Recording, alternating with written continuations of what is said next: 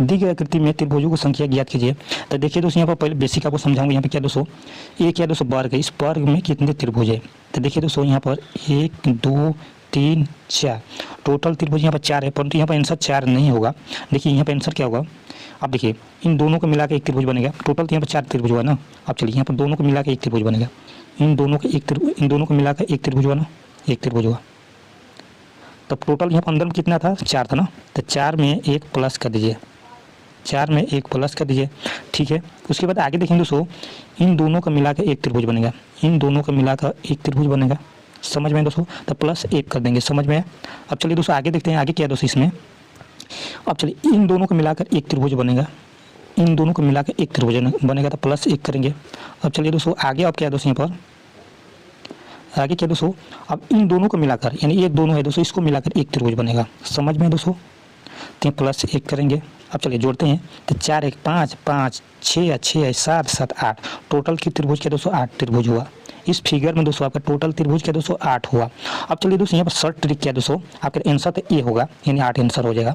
अब यहाँ पर दोस्तों, यहाँ पर शॉर्ट ट्रिक क्या दोस्तों, कुछ भी नहीं करना है, मात्र 2 सेकंड में क्वेश्चन को सोल्व कर सकते हैं।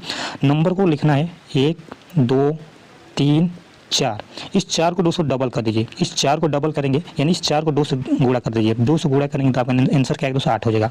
यानी जो अंदर में, जो वर्ग के अंदर में जो नंबर आएगा, सबसे बड़ा जो नंबर आएगा, उस बड़ा वाला नंबर को डबल कर देंगे, वही आपका आंसर हो जाएगा। तो आपका ए आंसर हो जाएगा। उम्मीद करता हूँ दोस्तों कि शॉर्ट ट्रिक आप मात्र 2 सेकंड में सोल्व कर सकते हैं। चलिए आगे क्वेश्चन क्या है दोस्तों, सेम क्वेश्चन है दोस्तों। यहाँ पे क्या करना है, कुछ भी नहीं करना है, यहाँ क्वेश्चन सेम है दोस्तों आपका, बस यहाँ पर क्या दोस्तों, बीचों बीच लाइनों को खींच दिया गया है। जो क्वेश्चन मैं अभी समझाया हूँ सेम क्वेश्चन है।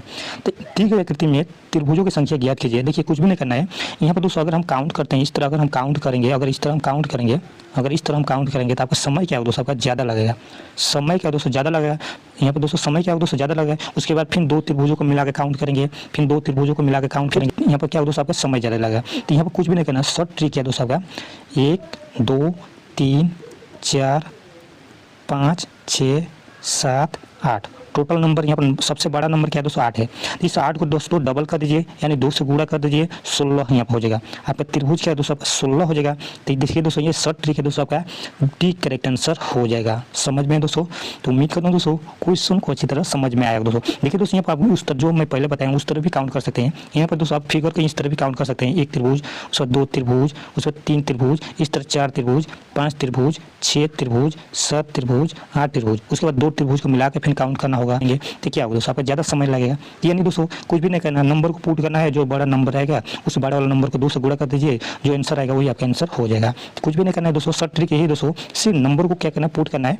नंबर को इसमें लिखेंगे, नंबर को क्या करेंगे, लिखेंगे। उसके बाद जो बड़ा नंबर होगा, सबसे बड़ा जो नंबर होगा उसे क्या करेंगे, 2 से गुणा कर देंगे। तो इस सबसे बड़ा नंबर क्या दोस्तों 8 है, इस 8 में 2 से गुणा कर दीजिए, तो आपका नंबर 16 हो जाएगा, और 16 आपका डी करेक्ट आंसर हो